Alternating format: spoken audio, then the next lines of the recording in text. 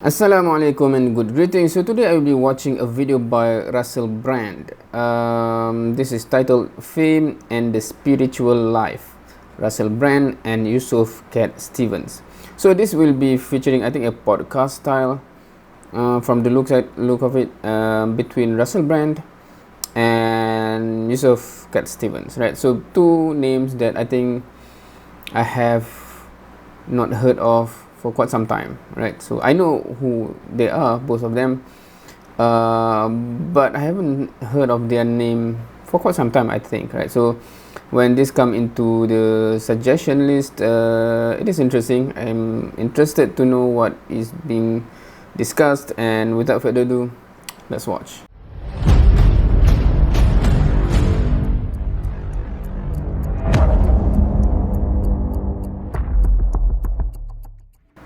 And then, but presumably, this again was, in terms of personal fulfillment, limited, but certainly in comparison to your ongoing spiritual journey, because you made what, in retrospect, still seems like a radical decision to convert to Islam, to change your name, and to sort of the renunciation of fame. In a sense, it is an apostasy of type, because in an economic and materialistic society, to renounce fame, the sort of one of the great sort of icons of our systems, of our secular faith, is an act of secular apostasy. I'm happy with that bit of language. So, like, even today, it seems like a controversial thing. Perhaps like Islam has become more maligned in the sort of Anglophonic West since then. But did you have an awareness of how controversial what you were doing was? Interesting. I have never heard of that. Secularism, was it? Secularism apostasy? Secularist apostasy or something? Well, that came, of course, later.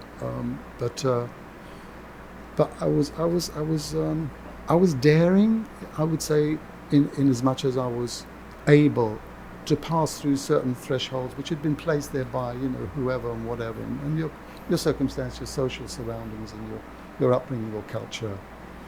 I wasn't English, but I was. But then my father was Greek, my mother was Swedish, and I was kind of a free spirit.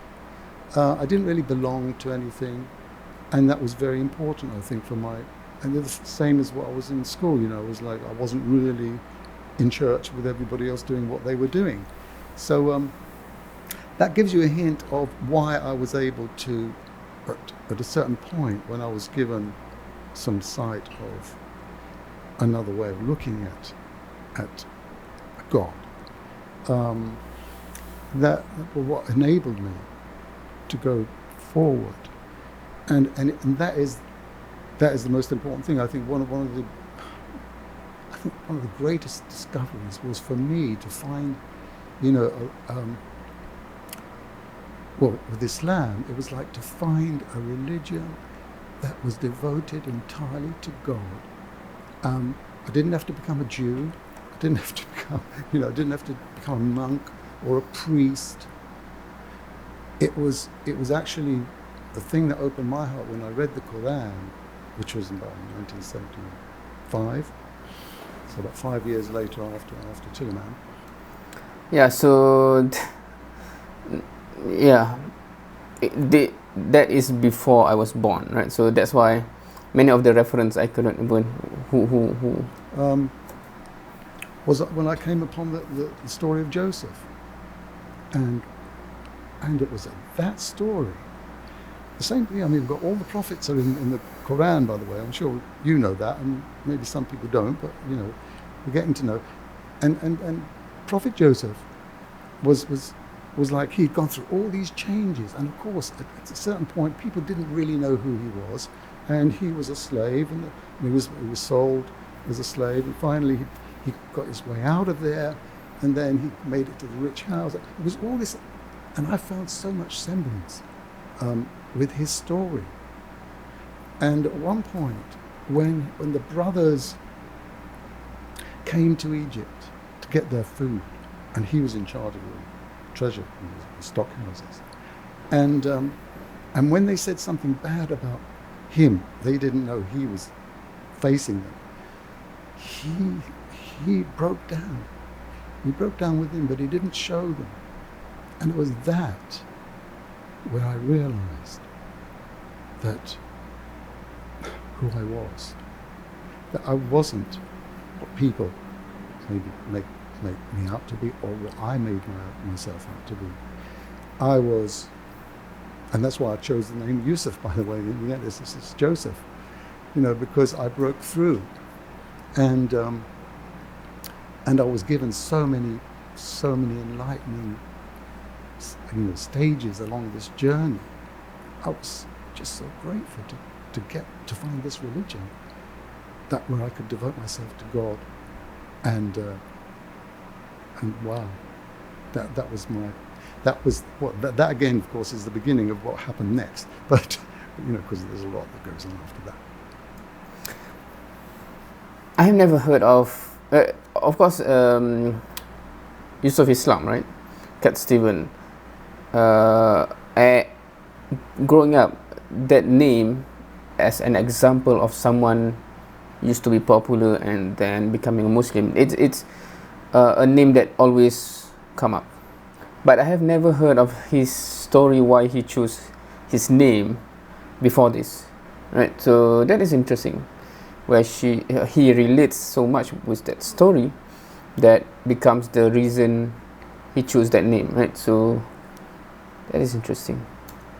Because a lot of what of what I know about your life, I other than your musical genius, I identify with as like, oh, this is what it's like to feel alienated as a kid. This is what it's like to feel like you never fit in. This is what it's like to become famous and to recognize that fame isn't fulfilling. This is what it's like to put together a personal ideology made up of Hinduism, Buddhism, yoga, Christianity, folklore, mythology, and to deify and worship, in a sense, your own art. In my case, comedy, and obviously in your case, famously music.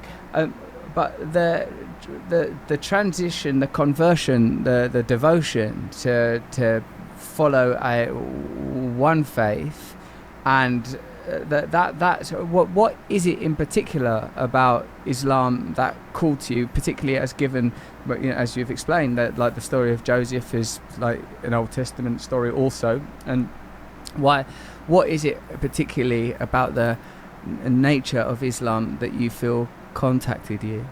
Well, I certainly wouldn't have been able to accept Islam if it was like full of superstitions and things which couldn't relate to the real world, right?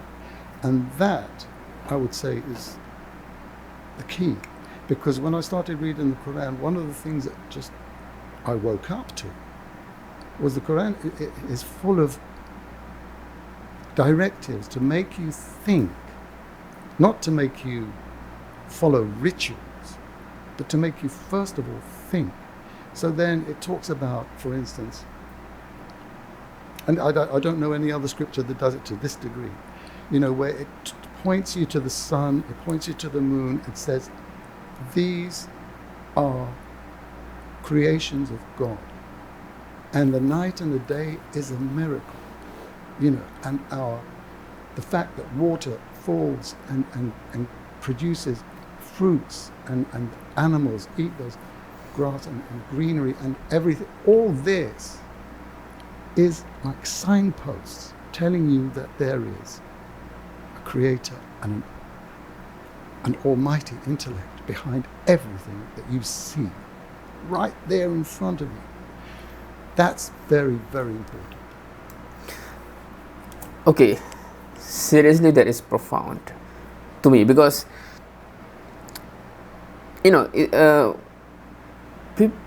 even Muslim, I would say, do not realize how Quran addresses us in such a way that Yusuf Islam Kat Stephen just mentioned here. Because if you really read the Quran again and again and again, it's point out to ponder, to contemplate, to think.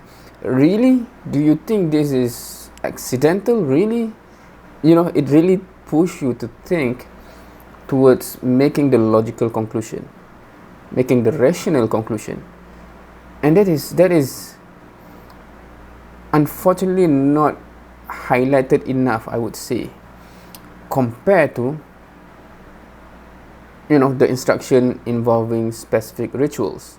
That is in comparison in the Quran. If you really read the Quran, in comparison the instruction as technicalities of worshipping Allah subhanahu wa ta'ala, after you have concluded that for sure this is the truth, for sure I really want to become a servant of the Creator, this is how you do it, right? Instruction, specific instruction, ritually.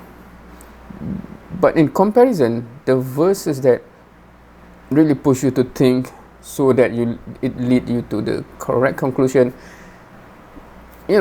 is much more abundant and repetition, right? Yeah, so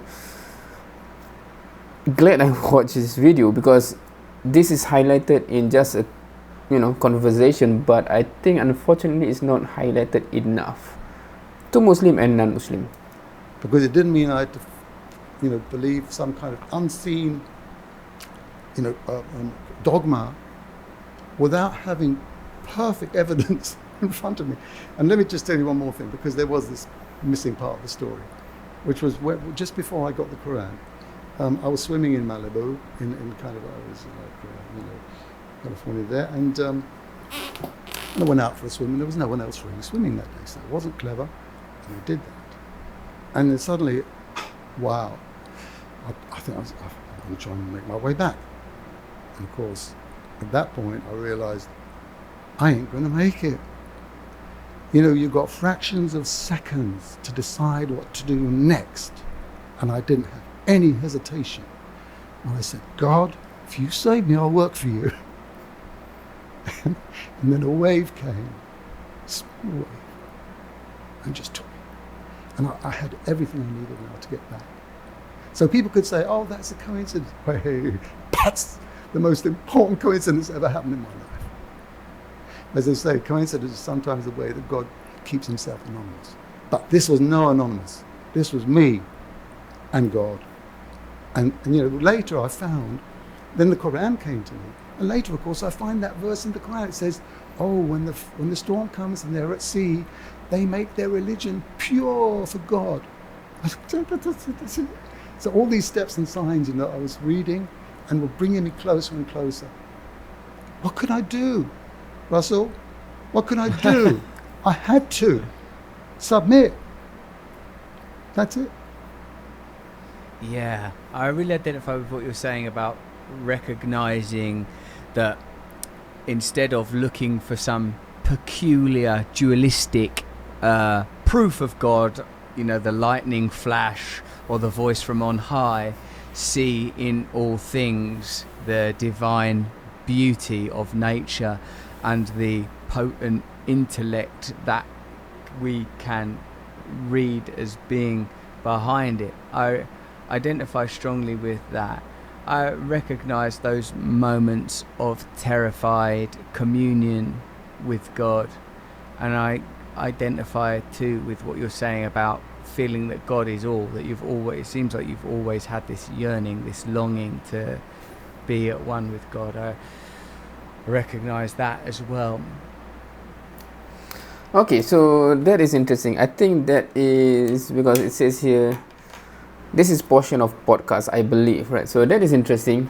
I didn't know Russel Brand do this kind of podcast with, I don't know who else have he have conversation with. Actually, I do hope one day I can not become Russel Brand, because who was that? The podcast, because I think one of the name escaped my mind. The guy, what is the guy that is a comedian, I think, that is also very much into MMA.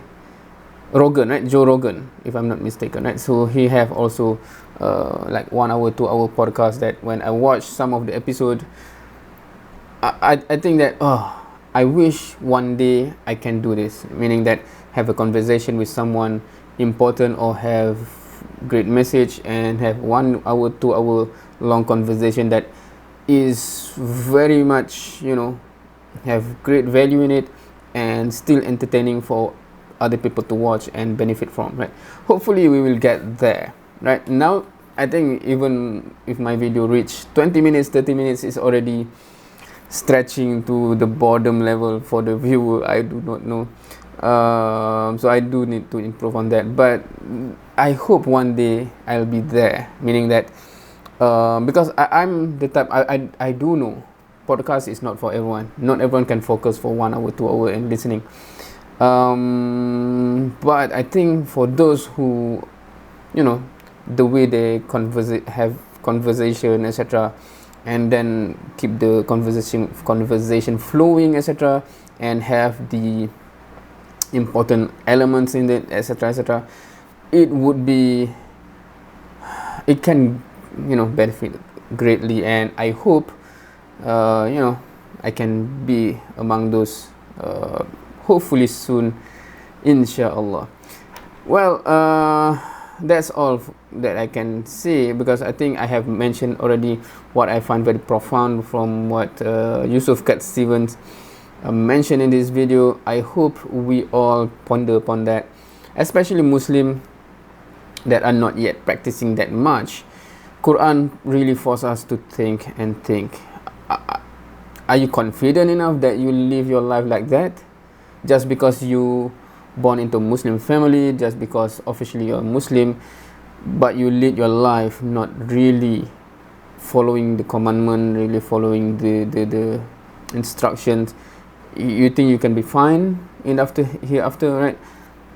Really see the signs that pointing out that, you know, the greatness of Allah, etc., etc., etc., so that you are having a strong iman, that you actually will be serious about your life, etc., right? So I hope, especially for Muslim, we will get there.